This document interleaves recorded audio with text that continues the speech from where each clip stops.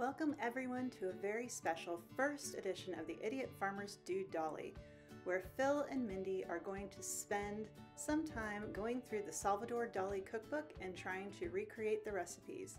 We hope you all enjoy this as much as we enjoyed making it.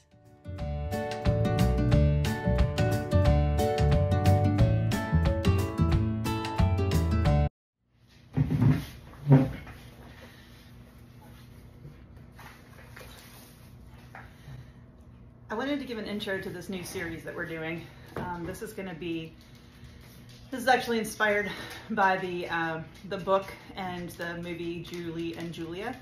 I just thought that was such a neat idea to do this recipe. I am not as ambitious. I'm not going to be doing a recipe every day, partially because we live in Elkins, West Virginia, and I can't always get these ingredients very quickly or easily, so we have to kind of source them from all over the place. But last year, the year before, I think for Christmas, Phil got me this amazing cookbook. It is the Salvador Dali cookbook. And it is absolutely gorgeous. The photos in it are beautiful.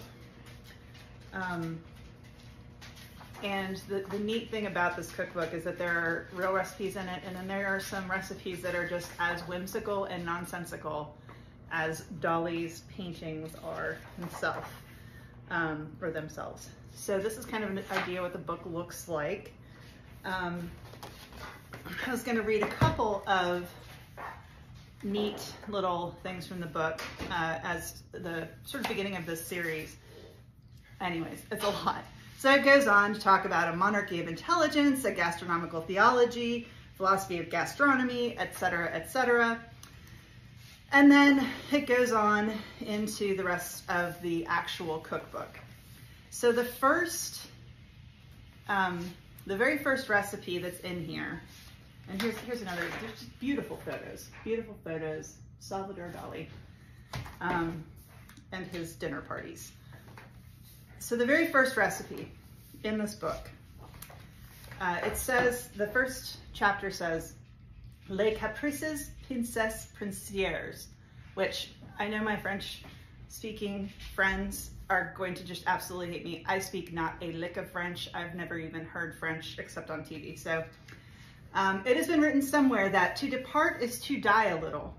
Dali says that without any doubt, to eat, especially gastronomical repasts, is always to die a lot. There was somebody who explained this beautifully. The genius that started to dazzle us nowadays, the Ophastus Bombastus Paracelsus of Hohenheim, the very same who considered that digestion was a combustion leading to death. The specter of death creates supreme delights, salivary expectations, and this is why the greatest of gastronomical refinements consists in eating cooked and living beings, such as is described in this recipe by the Neapolitan of Catalan descent, Giambattista della Porta, which I will suggest to you later on. Added to the sadomasochistic pleasure brought to us by this recipe, the latter confirms us gastronomically in the lofty fundamental law of our Catholic, Apostolic, and Romanian religion, that is, to swallow the living God as is done in the sacrament of the Eucharist. So that's a lot. It's a lot of words. It's a lot of, remember this is all supposed to be tongue-in-cheek. This isn't like serious stuff, okay? So the first recipe I was very excited about.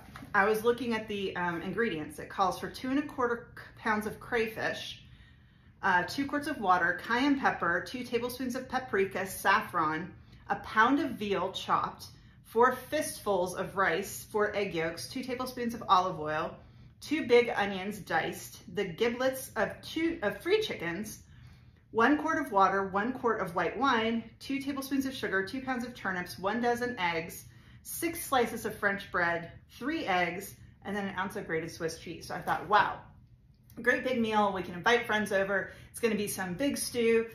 And I start getting my ingredients list together, and I'm on the Kroger app, seeing if they have it locally at our Kroger. Where can I get crayfish? Sometimes Walmart has the frozen tails, you know. So it's called Bamako soup. And here's the recipe. Here is a dish which in itself is a perfect meal, and has its place in the center of a circle of friends. Yay, I'm gonna invite friends over. In a very big pot, fry the onions in oil and butter until they are nice and golden.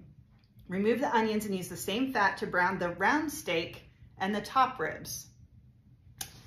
Now, there wasn't a mention of round steak or top ribs in the ingredient list. So when the meats are golden brown and crisp, put back the onions and add the water, marrow bone, bouillon cubes, ground cloves, and ginger. When it begins to boil, skim off the fat and simmer on low flame for 5 hours. Taste for seasoning and add salt if needed. After 2 hours, not 5, 2, add the broth, 6 meat balls made with a mixture of calf's lungs and minced pork meat. Then add the chickpeas. After the 3rd hour, add the diced vegetables, carrots and turnips. The bunch of leeks and the cabbage go in without being cut. After the 5th hour, remove meats and vegetables and keep them warm. Poach the eggs and broth for 5 minutes and put them one by one on the meats, keeping everything warm. After skimming off the fat, separate the broth in 2 equal parts. In the first half, crush the red peppers, keep it warm. In the second half, throw the semolina to thicken the broth. Boil it for a few minutes. In each plate, pour the semolina, then arrange a few vegetables, a piece of each type of meat, a meatball, a slice of marrow on the poached egg. As to the broth that has been spiced with red pepper, pour it into 6 bowls. Each bowl is put next to the plate so that from time to time your guests will be able to take a sip of this explosive mixture. And that is Bamako soup. So after I read the recipe, which was after I had been shopping for the ingredients, I realized that there are recipes in this book that are not actual recipes. So moving on to the first actual recipe in the book, which Phil and I are going to make tonight, which is Oasis leek pie. This is the first recipe in our Salvador Dali cookbook series. So this is actually going to be an Oasis leek pie. And it comes with a recipe to make the dough, but we actually just got back from seeing Wicked, and it's what, 7:30 at night, and we don't feel like making pie dough, so we're just going to make it with pre-made pie dough. Actually, it says you need one. Well, it says you need one, but the picture of it has like the crust on the bottom, but then there's also a crust in the middle. So I think we're going to need 2, one for the bottom and then one to make the little thing in the middle. This is what we're going for. That is the Salvador Dali Oasis pie, leek Oasis pie. So we've got our ingredients here. We've got our frozen pie dough, which it does say 1 roll of frozen pie dough, or the other stuff. So let's see, we've got oil. It's supposed to be 2.5 pounds of leeks, and we're supposed to save one of the leeks to make the fancy thing in the middle.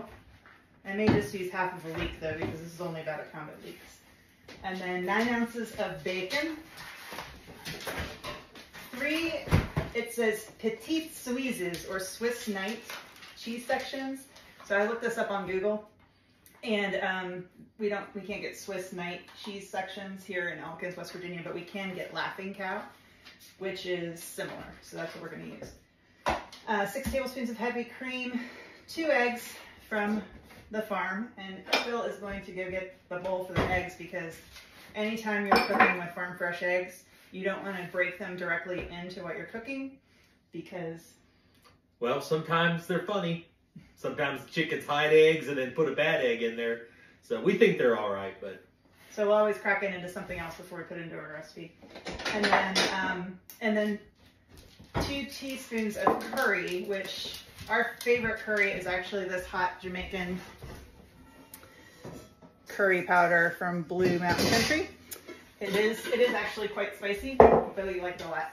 So we're going to go ahead and get this stuff all fixed up and cut up, and then we'll come back.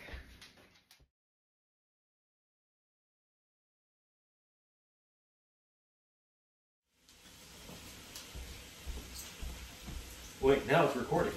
Oh, did it not get any of that? It's recording now. No, it's... Yeah, it is. You unrecorded it. Okay, Oh, see? Now we have mise en place. Recap. Well, we already did some of it. Was recorded. Okay, so here's where we're at. We have frozen pie crusts. Phil and I got into an argument about how to unfreeze the pie crust.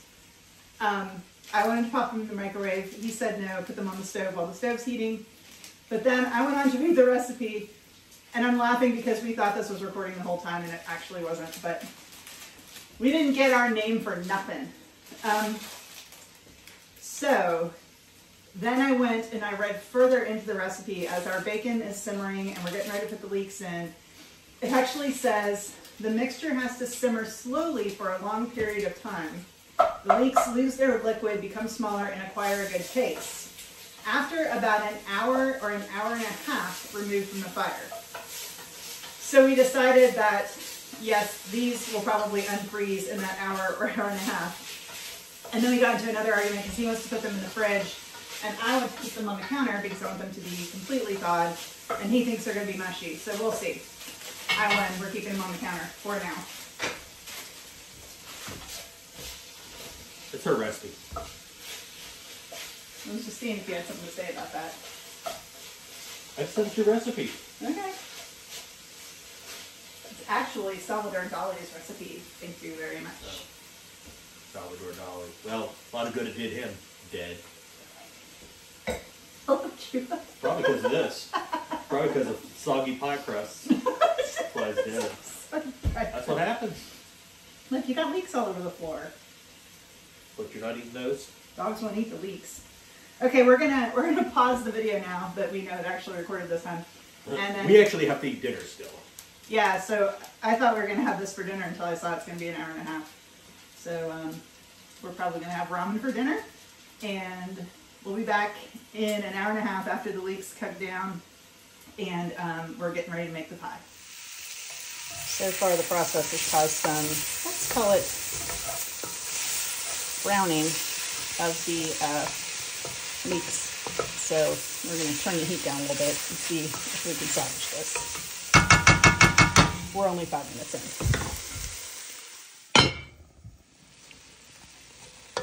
Well, we're about, I don't know, probably 30 minutes in at this point. Show where the browning / caramelization was. It's really coming up quite nicely. And the leeks are starting to sweat. So I think we're on the right track. We're going to give it probably another 15, 20 minutes. That's exactly what I was thinking. How's it taste? Good. Cool. Really good. Cool, cool. All right, 15, 20 minutes. We'll come back and make the pie. Well, caramelized on the bottom. Yeah. All right, so we're back. We actually had leftovers for dinner. It did not cook for an hour and a half. It did caramelize to the bottom of the pan. Phil's working on that right now. What's the... No, fine. Okay. So, but it's 9:15. We usually go to bed at 9:30, and we still have to bake this thing. So I'm going to turn the oven back on, and then we'll put the rest of it together.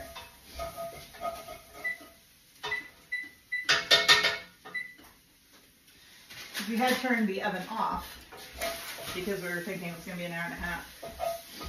And I'm going to get the pie pan out.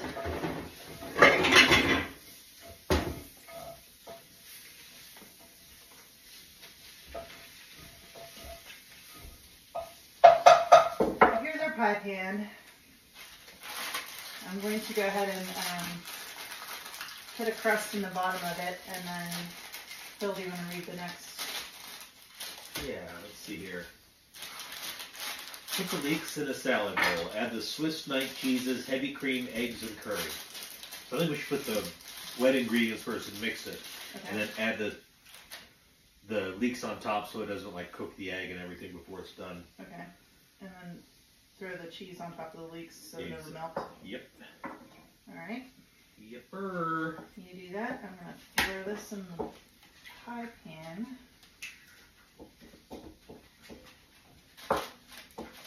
And by the way, we did leave this on the counter, and it is not gooey, is it?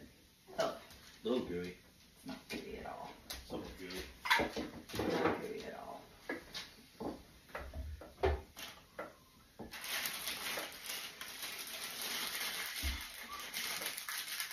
I'm going to see if I can figure out how to craft the little thing in the middle. 6 tablespoons, that's half cup, right? Yeah. So I have this little, this is a lait crusette. It's something that you're supposed to put in the middle of a two crust pie to aerate the pie so that it doesn't bubble up or bubble over. So I think I'm going to use that as the basis to build my little volcano around. What do you think? Sounds good. But then I won't be able to, I guess I won't be able to put the thing. Put the leek in it. Put the leek in it. Oh, you know what? You might have to take a rack out of the oven. Yes. Well, no, because we're not putting the leek until the end. Oh, okay. I think I'm just going to form it around here and then form around here like this and then take it out. How about that? This is crafting in the kitchen 101.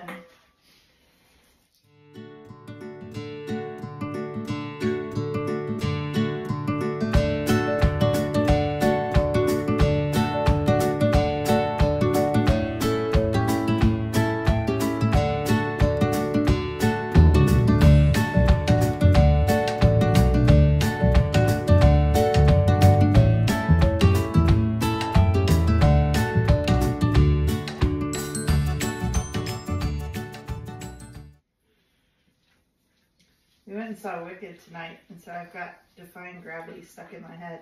And I feel like if Alphabet can fly, I can do this. Right?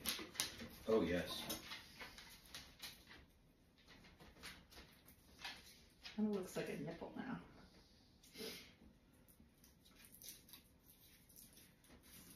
All right. It's not going well.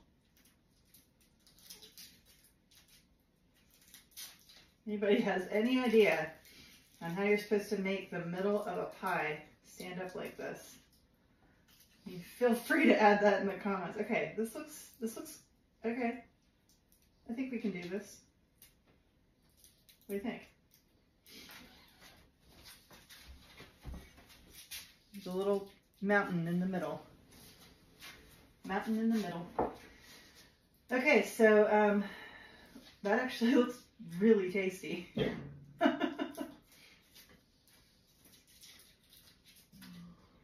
So we got our 3 things of cheese. We've got our curry, our cream, our bacon and leeks. This actually looks really, really good. Probably not enough for as big of a pie as we have, but that's okay. Oh, I think it will be. Yeah? Yeah, yeah. Especially with your little fantasy island there in the middle. Are you ready for the filling? Yep. Just try not to knock down my island. I'm still trying to get the cheese a little bit more. Speaking of this cheese, this Laughing Cow cheese, I love this cheese on Wassa crackers. It's like one of my favorite little snacks. We haven't had Wassa crackers in a long time, but I really like those.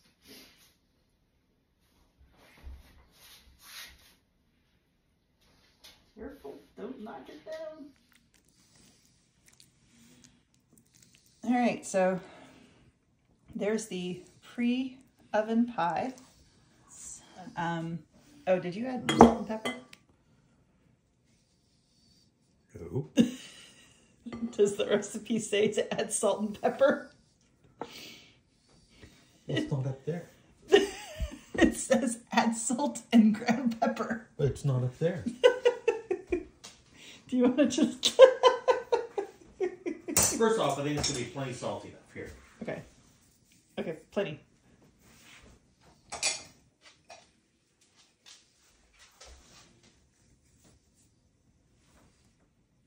Wait, what? Okay. Right, I'm gonna fix the crust here. Oh.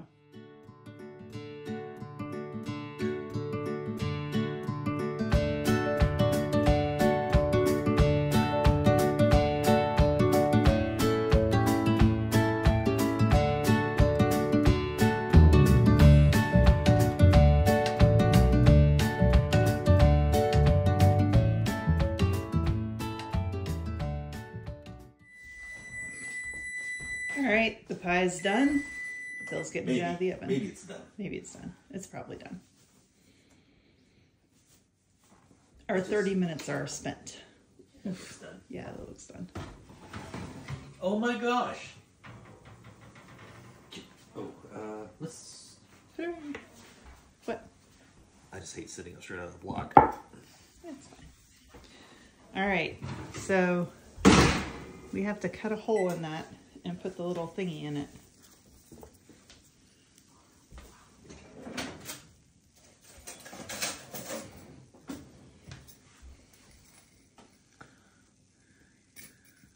I think you might be.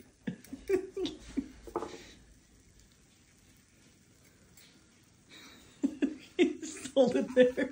Oh, look! Wait, hold on. I had for a sec. Oh, look! Take a picture, quick! No! Hold on. Wait, that's okay. It was falling. Well, I mean, I think I got the picture. With the picture in the background, which is even better. Okay, so now we're going to taste it. So we're actually going to eat this tomorrow morning for breakfast because it's super hot right now and like it's still sizzling. But I'm just going to take one bite and then we will have the rest for breakfast in the morning. I don't know if the video can show if there's like just, you know, steam coming off of this. I'll take a little bite and then give Phil some.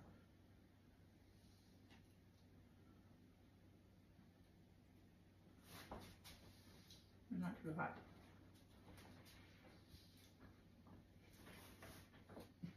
Oh, It's really actually good. really, really good. Really good. It tastes like It's leaky. Definitely leaky, bacony. It tastes very much like a quiche. Yeah, I mean, that's pretty much it. It just tastes like a quiche. It has a little bit of that over caramelized taste from where we kind of roasted it a little, but it's good. I mean, it's not off-putting. No. I think this is going to be really, really good for breakfast in the morning. Absolutely. With a cup of coffee. This will be great with a cup of coffee. So yeah, here's to our first recipe. Woohoo! It's the next morning and we're having our coffee and a little piece of pie. So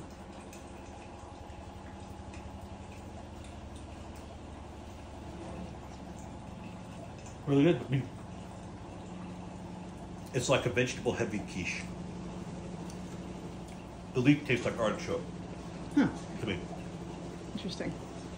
All right, well, here we are. Good job.